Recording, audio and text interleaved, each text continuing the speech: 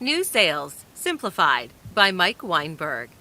Are you working in sales and struggling to gain new customers? Or maybe you're the CEO of a company and wondering how to effectively scale your business for growth.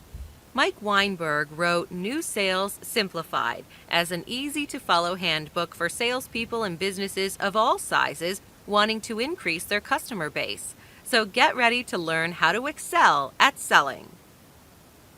Sales are simple. Mike Weinberg is an experienced salesman.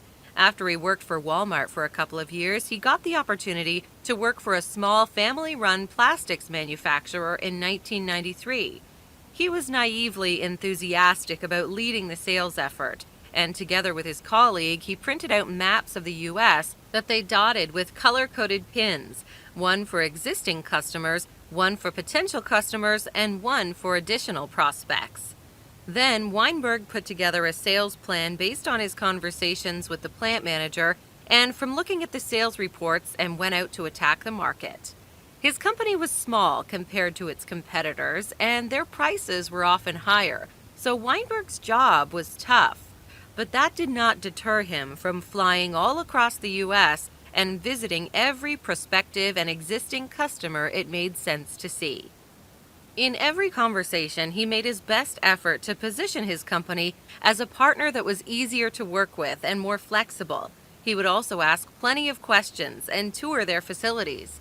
In repeating this tactic over and over again, Weinberg managed to double the revenues of a 40-year-old business in just 3 years. Weinberg believes that sales are simple. In sales, our incredibly important, incredibly straightforward job is to connect with these customers and prospective customers to determine if our solutions will meet their needs. And yet, very few salespeople know how to prospect for new business. This comes down to several reasons.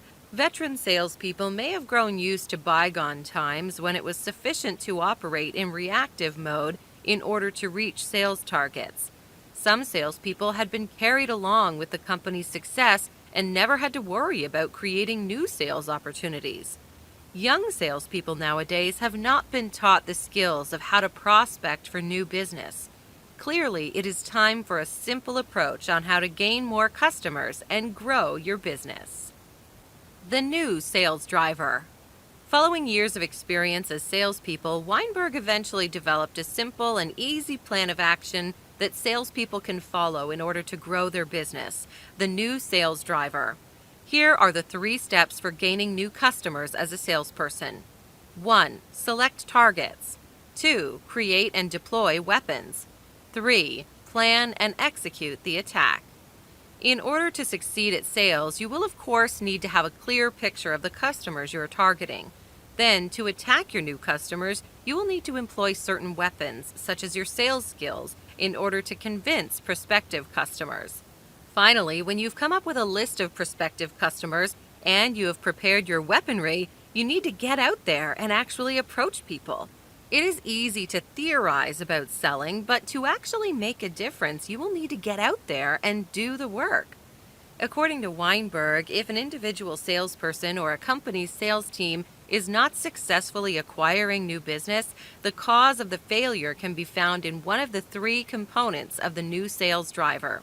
Either there's been a poor target selection or a lack of focus on selected targets, or the salespeople have not perfected the use of their weapons. Finally, the cause of failure might lie in inadequate planning or a lack of execution. Often, it is more than one of these issues that sales teams struggle with. If your business has a clear strategy and a defined place in the market, and there's demand for what you are offering and you're working with at least average sales talent, it's time to overhaul your sales team and introduce the new sales driver to grow your business. Selecting targets. When you want to acquire new business, there are a few crucial questions you need to answer. Where is your business going to come from? Who should you be pursuing? In order to answer these questions, you need to create a list of targets, prospective customers that could be interested in your product. Working in sales is repetitive. You go through the motions every day, work the process, and work the math. Once you've found your success formula as a salesperson, all you have to do is replicate it every day, over and over again. Choosing your targets, the accounts you will proactively focus on, provides you with the unique opportunity to step away from the daily grind. Instead, you get to ask the big picture questions such as, who are my best customers? Or are they a particular size in terms of revenue, for example? Or in certain vertical markets or niches where we have a higher rate of success? Where can I find potential customers with similar profiles? Since these questions are relevant to the entire company and not just the salesperson, senior leadership should always be involved in making these decisions. A strategic alignment between the business and the sales effort is essential for successful sales. Once you've answered these questions, start to compile a target list. This list should be finite, focused, written, and workable to maximize your productivity. Your list should be finite so that you can methodically concentrate on a limited number of accounts. Persistent salespeople get recognized over time, and that is how you get in and start building relationships. For similar reasons, your list should be focused. The author writes, periods of greatest success seem to result from a laser-focused sales effort. Focusing in on a vertical market or certain type of account yields many benefits. Focusing on one market also provides you with similar case studies that show your credibility and worth to help you build a name for yourself. Always write your target list down. Make this a concise, one-page list that you always keep handy. Finally, make sure your list is workable. What that means for you depends on the business sector you're in, but a good rule of thumb is to have your target list limited to a certain period of time. To create such a list, start by segmenting your existing accounts. As a salesperson, your time is your most valuable asset, so you should always endeavor to focus on those accounts that are going to give you the largest revenue growth. By sorting your accounts into categories such as largest or most growable, you can easily identify which accounts you should prioritize. To identify new customers, you can turn to sources such as LinkedIn or even trade shows and industry associations. Your most important sales weapon. Once you've created your target list, it is time to have a look at your sales weapons. What resources do you have to convince someone to buy from you? Sales weapons include all the traditional methods of marketing letters, emails, telephone calls, presentations, and LinkedIn profiles. But by far the most important of them is your sales story. Your sales story is how you sell the product in your company. Weinberg writes, it's our best opportunity to set ourselves apart from the competition, to beautifully package our offering, to gain the prospect's attention, and to position ourselves as experts, value creators, and problem solvers. Storytelling is an important life skill, and people are drawn to those who are gifted at telling stories. Sadly, most companies struggle with telling a good story. A common problem Weinberg observed was that most companies lack an effective story. Often, a business's story does not even align with the product they're trying to sell. This, of course, is extremely uncomfortable for salespeople on the front lines and often one of the biggest deterrents in prospecting for new businesses. A good sales story is consistent, real, and honest. It should not take longer than a minute or two to tell, and should be just long enough that the prospect's interest is piqued.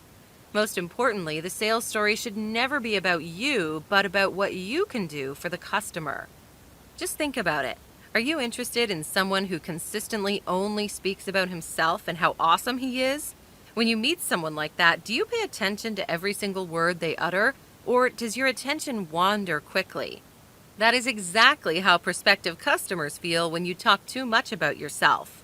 A great example for a good sales story is that of Charles Revson of Revlon, whose slogan was, "We don't sell cosmetics, we sell hope." See your sales story as the shiny gift wrap on the product you offer. Planning and executing the attack. Now that you've identified your target and honed your sales story, it's time to launch the attack. Get out there and start talking to prospective customers. Weinberg states that no one defaults to prospecting. It is a scary step for many salespeople, so all the more reason to be proactive and develop a plan for how to gain new customers. First of all, since you are likely not eager to start your prospecting, you will have to do some time blocking on your calendar. Make time dedicated to gaining new customers and put it in your calendar. Most importantly, don't just block the time off, but actually keep your appointments all the way through to the end. If you're wondering how much time you should give yourself per time slot, make it at least 90 minutes. You will need to get some time to get into a flow and become productive. Try not to have blocks of time that are longer than 3 hours, since after that you will lose your ability to stay focused. Second, you need to make the math work.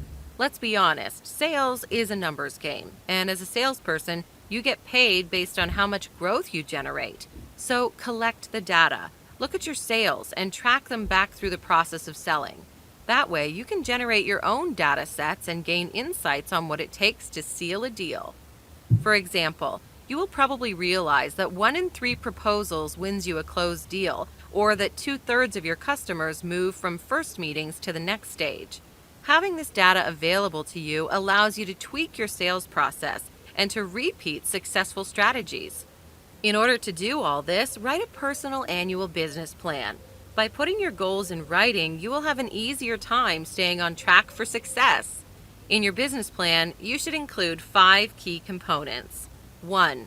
Goals. What are you going to achieve? 2. Strategies. How are you going to do it? 3. Actions. Commit to specific sales activities. 4. Obstacles. What's in the way? 5. Personal development. How are you planning to grow this year? Final notes. Sales do not have to be difficult. All you need to do is to identify prospective new customers and then use the new sales driver to gain them as customers for your business. Make sure you know what kinds of accounts you're targeting and that you have a compelling sales story to tell. Finally, always stick to your business plan in order to ensure consistent growth. 12-minute tip. Think about your sales story. Is it concise, honest, and compelling?